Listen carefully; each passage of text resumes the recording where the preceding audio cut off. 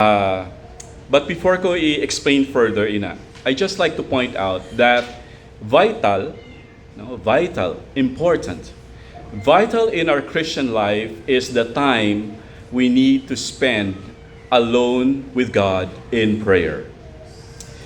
For what better way for us to express ang aton na pagsimba sa Ginoo than sa pamaagi sa pagpangamuyo? In fact, sa Bible nagsiling, this house shall be called a house of prayer. It is a manifestation of our gratitude kag ang aton na dependence sa Ginoo nga ang end goal is maging madalom ang aton relationship sa kay God, sa aton na maker, kag ma-experience naton ang joy sa paghimo sina. But I must also emphasize nga hindi lang personal na pagpangamuyo ang importante, kundi ang ginatawag nga corporate prayer. Ina ba lang nagatipon kita nga mga anak sang Dios para magpangamuyo. Importante man na siya kaayo. Sang bag-o pa lang ko naging Kristohanon, ang naga-disciple sa akon, gintudluan niya ko kung paano magpangamuyo gamit ang acronym nga, matandaan pa ni Utod Jomari, gamit ang acronym nga ACTS. Tandaan nyo pa? A-C-T-S.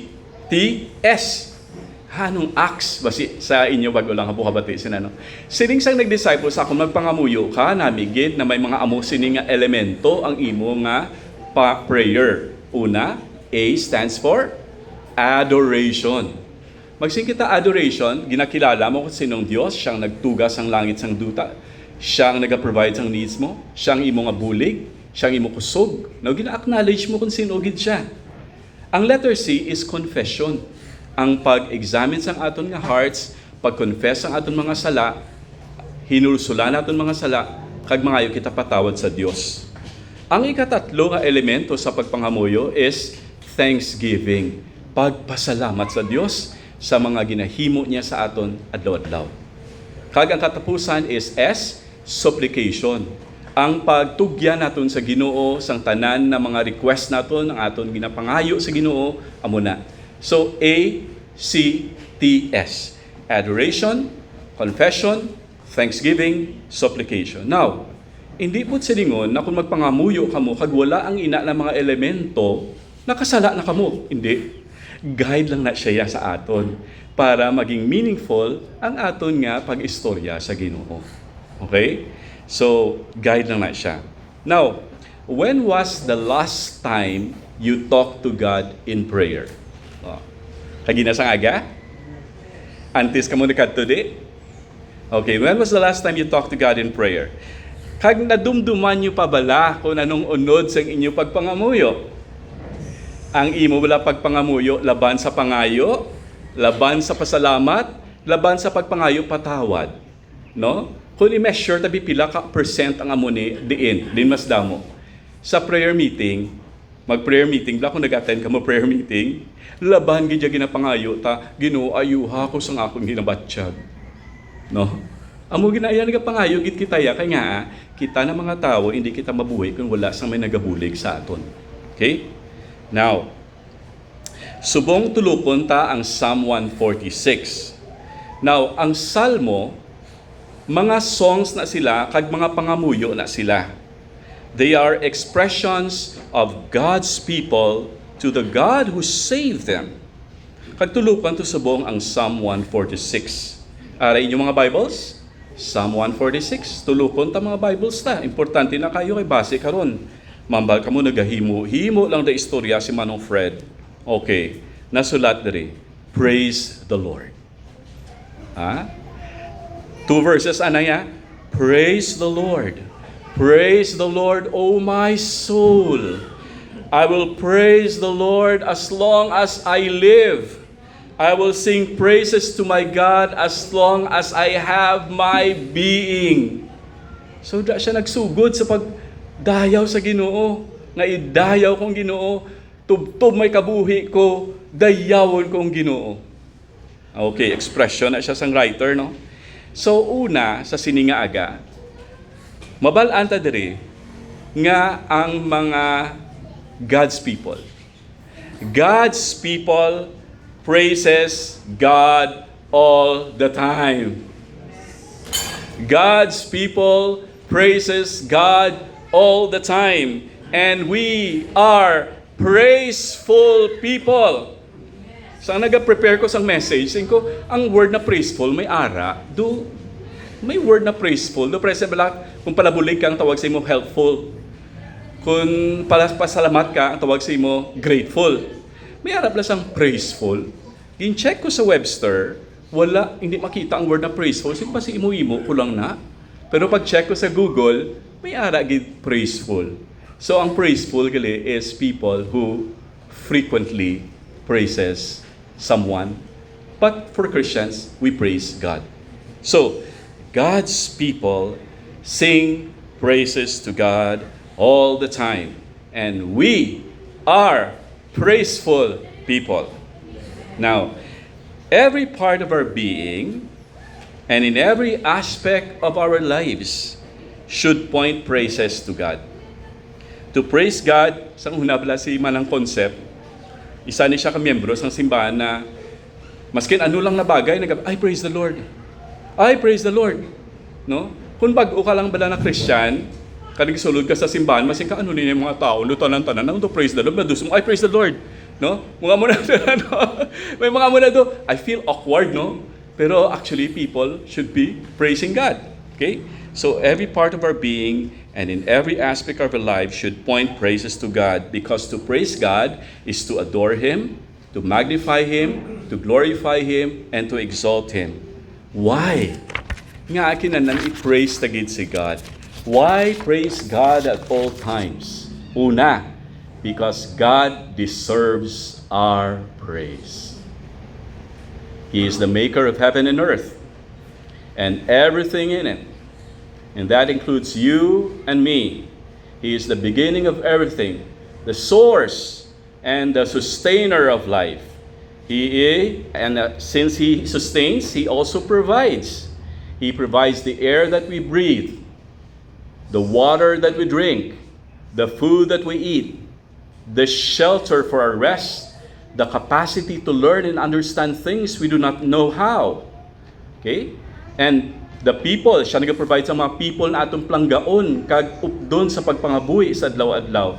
And the list could go on and on. However, there is one praise that truly magnifies and glorifies God. Ano na siya? When we acknowledge His Son, Jesus Christ, as our Lord and Savior. Okay? So God deserves our praise. Second, God commands us to praise Him. God commands us to praise Him. When King David brought the ark, which symbolizes the presence of God among His people, to the tent, he offered this prayer in 1 Chronicles 16. It says, it says here, ascribe to the Lord, O families of the peoples, ascribe to the Lord glory and strength, ascribe to the Lord the glory due His name, bring an offering and come before Him. Worship the Lord in the splendor of holiness. Tremble before Him, all the earth. Yes, the world is established. It shall never be moved. Let the heavens be glad, and let the earth rejoice. Let them say among the nations, the Lord reigns. Let the sea roar, and all that fills it. Let the field exult, and everything in it. Then shall the trees of the forest sing for joy before the Lord, for He comes to judge the earth. Oh, give thanks to the Lord, for He is good, for His steadfast love endures forever. When you say ascribe, it means to attribute. Gina-acknowledge mo na siya ni. No? Mo na siya ascribe. Okay? So una, God deserves our praise. Ikadua, God commands us to praise Him. Kag ikatatlo, God blesses us when we praise Him. He blesses us with a heart of humility, dependence, contentment, joy, surrender, peace, trust, faithfulness, and a whole lot more. So, this psalm started with a proclamation of praise to the Lord so that we can better understand ang verses 3 and 4. O, tandaan nyo nagsugod sa pagdayaw sa Ginoo. And then, pagtulok na sa verse 3 and 4, ang nagasilingdra is this: Put not your trust in princes, in a son of man in whom there is no salvation. When his breath departs, he returns to the earth. On that very day, his plans perish. Knowing that praising God highlights the greatness of God, we are presented then with the reality that we cannot put our complete trust in anyone or anything but God. Why? Because there is no salvation for man apart from God. Man who is finite, is limited in its power, his resources, his wisdom, his time in fulfilling our need. When man dies, all his plans die. When we place our trust in man, we will be devastatingly disappointed. Our world will crash, and we are warned here not to trust on anyone or anything but God, for God alone saves and delivers. So let's have a review. Why do we need to praise God? Because He deserves it, He commands it, and He blesses us when we praise Him. Halungan tagid ang pagsalig sa mga sirkumstansya kag sa mga tao. Bangod anong hambal sa Bible? Ang tao mapatay, ang tanan niya palando dala sa lulubngan. Okay? And then ano matabo? Kahit mo nagsalig ka sa tao, ma-discourage ka kay Lord, and then hindi ka na mag-serve sa iya. Bad trip, kinibla si Lord mo, killjoy, gidlaw. No, mamuta na. No, kahit yung salig mo sa tao mo. Di ba? Pero kabalo kang tao is limited ang iyang kapasidad. No, may ara na siya sang ending. Okay? So kung grabe ang pagsalig mo sa tao kag sa circumstansya, kag kung kwaon na siya sang Ginoo sa imo, grabe ang pag-uyog sa imo pagtuo nga to the point di ka nakatindog, tumba ka. Because ang imo nga pagtuo wala mo ginsalig sa Ginoo. Okay? Pa-check up ta sa doktor, tagaan ta bulong. Ang paglaom ta ara sa bulong. Maayo gi ko niya. Oh, what if karon ang bulong nag-ayo ka, naglain ang side effects? O ano na karon? O di ba? Kaya mo lang bulong mo. It's duhilo man asa, no? Choose your own poison kuno mo. Okay? So, amo na. So dapat ang pagsalig ta ang Dios. No, siya yung sure foundation mo. So, God's people are people who praises God all the time. And we are praiseful people. Ikadua. God's people places His hope in God all the time. We are hopeful people. We are hopeful people. Man, whether a believer or God or not, finds help in others. Was there ever a time in our life where we have never helped or have been helped by others? Wala giday. Sa bugos ta nakabuhi diri sa kalibutan, gid nabuligan gid kita. Wala gid sang tion na wala may nagbulig sa aton. Kay sang baby ka pa lang, may nag-atipan na sa imo. Diba? So, we seek help when we cannot do it on our own. It could be in being helped carry a heavy load, being taught by things we do not know how, being assisted financially to start up a business or probably buy food or things, being taken care of when we are sick, being listened to when we need a shoulder to cry on, like at this very moment. What is the one thing you need help? At this moment, what is the one thing you need help. Subong. Okay? We are creatures needing one another. Nakabati na kita sang saying, no man is an island, di ba? No man is an island. Ay, grabe. Wala na siya sa Bible, ha? Wala na siya sa Bible, ang no man is an island. Pero sa Katoliko, kung ginakanta na naman, may kanta na mo. Natanda mo pa ganing tono.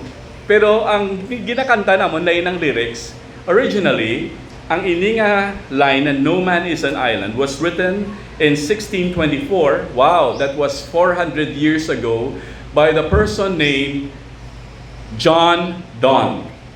In this poem, ayun na, ginbutang ko ginidi para maintindihan tang iyan na sinulatan. Okay, anyway, ang siling is this: no man is an island, entire of itself. Every man is a piece of the continent, a part of the main. Ano na siya? No man is an island alone.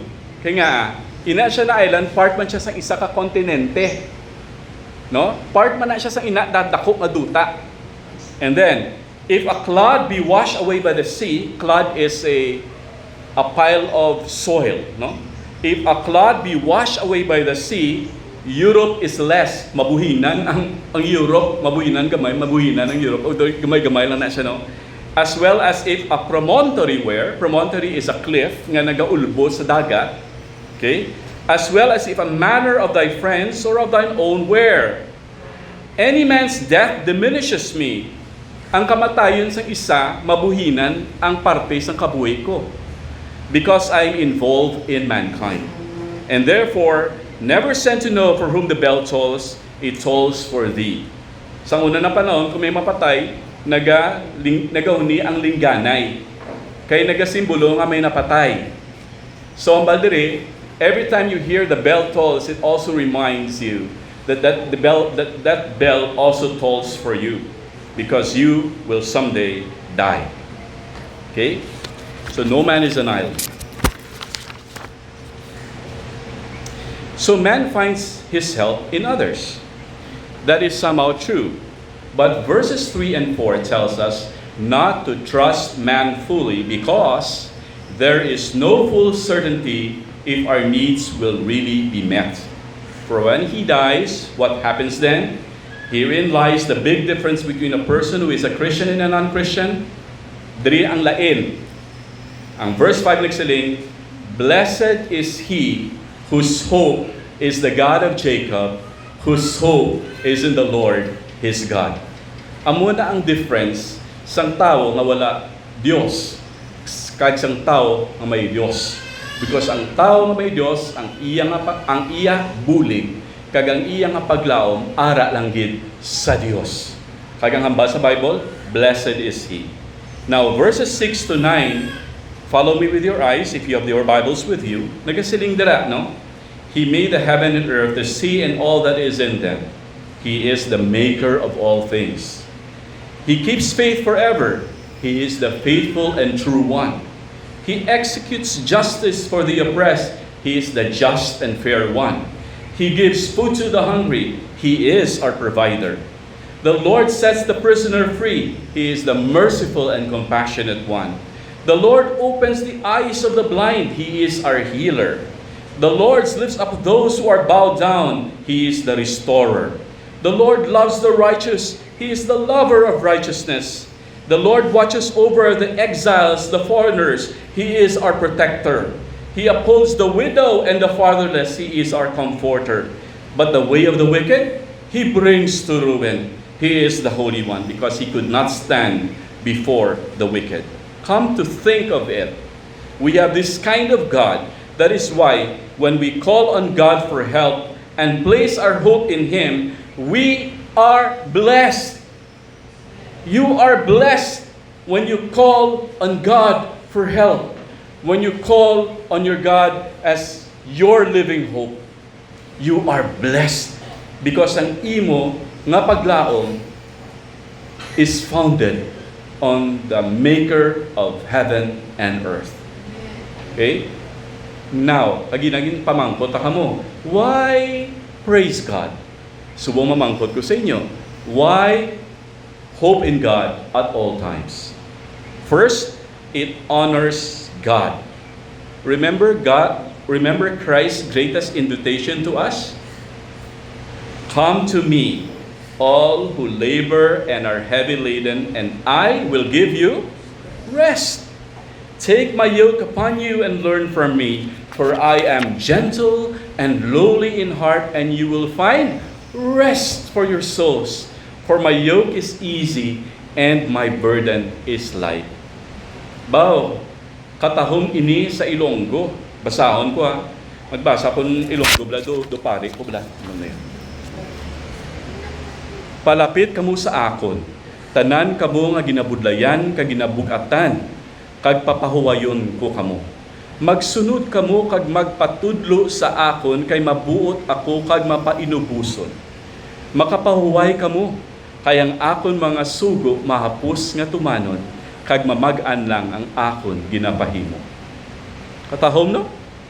It brings honor to God when we respond to His invitation to come to Him. It honors Him. Hindi kita yung mahuya. Lain sa tao, yung magpalapit, kita yung mahayubulig, masining na ang tao nga, ay na naman sa, ano naman yung kinanlan niya man? No, di ba? Amo na kita ya. Pero si God, nanamian siya, sige palapit ka mo. Ihatag niyo sa akin inyong mga kabudlayan, mga concerns niyo. It honors God. Ikadua, every time we put God as our hope at all times, it expresses our faith in Him. Ginabutang naton ang aton pagtuo sa iya. Placing our hope in God is placing our faith in Him that He will surely help us in ways that glorifies Him. Wala eta ginabuligan na wala nag-glorify sa iya. Okay? So for example, ngita ka obra. Lord, buligi ko nga mabatunan ko sa sining obra, pero kabalo ka na gid ngayon na ang obra is an act of disobedience kay God. So, ginatag na sa imo. Pero ang question is, does that glorify God? Okay? Does that honor Him? Okay? Interesting, no? I have an interesting point for that later on. 1 Peter, humble yourselves, therefore, under the mighty hand of God, so that at the proper time He may exalt you, casting all your anxieties on Him, because He cares for you. And after you have suffered a little while, the God of all grace, who has called you to His eternal glory in Christ, will Himself restore, confirm, strengthen, and establish you. To Him be the dominion forever and ever. Amen. Sa Ilonggo, gani, magpasakop kamo sa gahom sang Dios, kay magaabot ang adlaw nga padunggan niya kamo. Itugyan ninyo sa iya ang tanan ninyo nga padaligban, kay nagakabalaka siya sa inyo. Dahil ginama-post ko, anay, si manang concept, wala ka namin magbasa sa Ilonggo mo, no? So, manang concept, ari, impromptu. Nang ari di, saka di. Okay. Namin ni manang concept, ya do ka natural, doon di ba pilit, oh? Okay. Sige nang. Halo nga? Okay. Calcium mo bala, hindi nakakusog. Okay. Ari na. Sige. Microphone. Ari. Nahanang Pedro. Mani? Hindi na. Dili ka naman. Dire na. Verse 6. Gani magpasakop kamo sa gahom sang Dios, kay magaabot ang adlaw nga padunggan niya kamo. 7. Itugyan ninyo sa iya ang tanan ninyo nga palaligban, kay nagakabalaka siya sa inyo. 10. Malipot lang nga tihon ang inyong pag-antos. Pagkatapos sina, ang Diyos amo ang magabulig sa inyo, agod wala na singkulang sa inyo kabuhi. Kag siya ang magapalig-on, kag magapabaskog sa inyo. Kay siya ang ginahalinan sang tanan nga pagpakamaayo. Kag ginpili niya kamo, agod makaambit man kamo sang iya, wala sing katapusan nga gahom kag dungog, paagi sa inyong paghiusa kay Kristo. Dayawon siya sa iya gahom nga wala sing katapusan. Amen.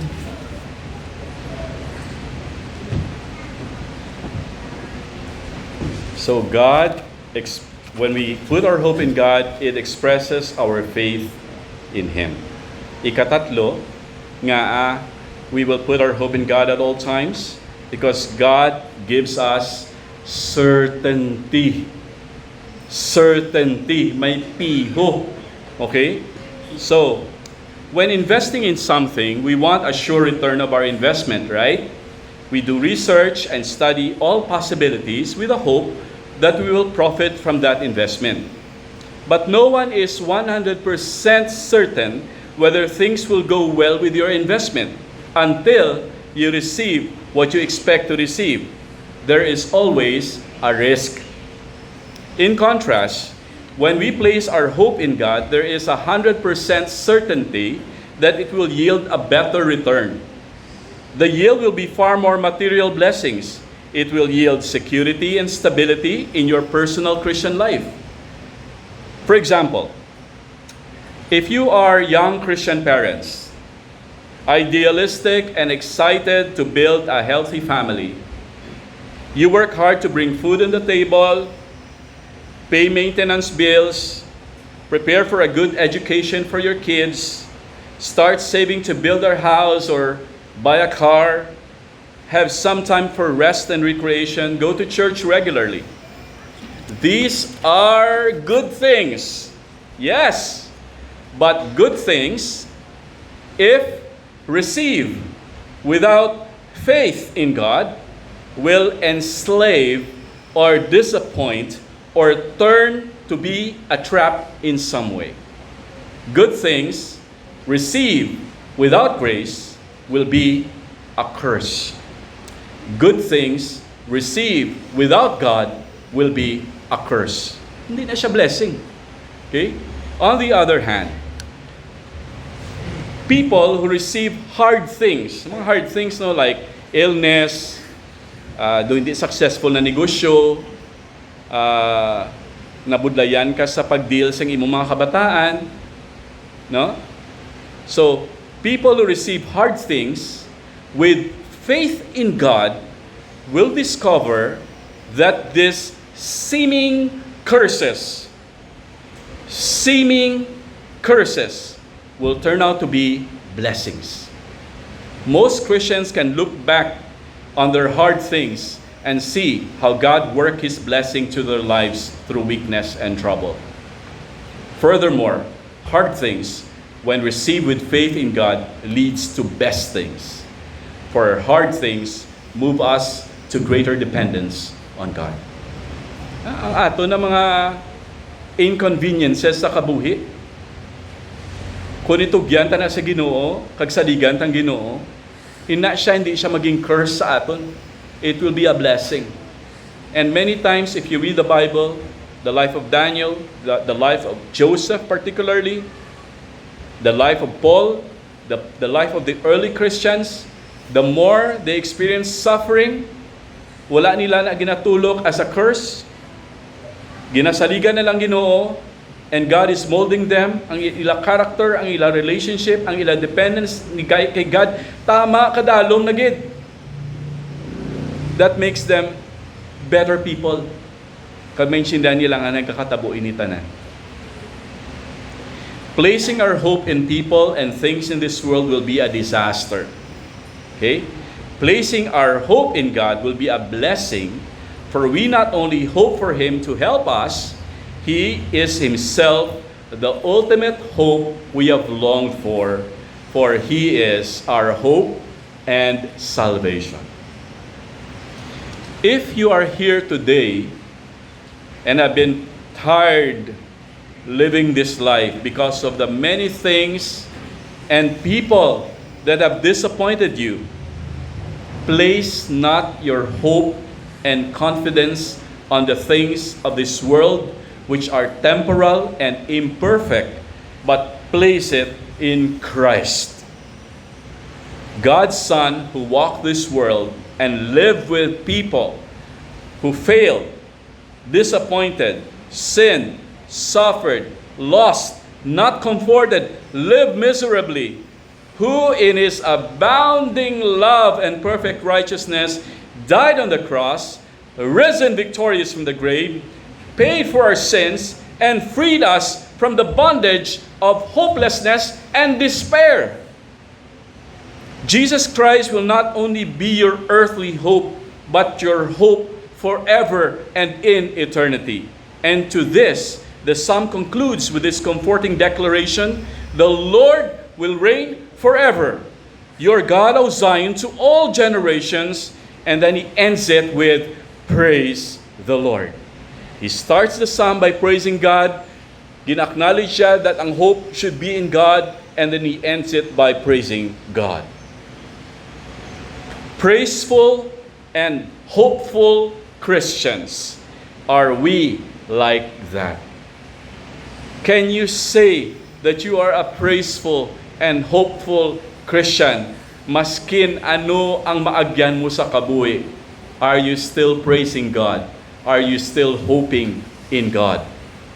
So let us praise the Lord at all times, for He is our hope at all times. Let us praise the Lord at all times, for He is our hope at all times.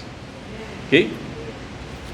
Wala kita subong sang discussion questions, but after I pray, hindi na ta mag-go around. Pray with your neighbors. Praise the Lord. And acknowledge that God is the one who brings you hope at all times. Okay? So I'll lead in prayer now, and then after that we will spend time prayer with our neighbors. Let us bow our heads and let us pray.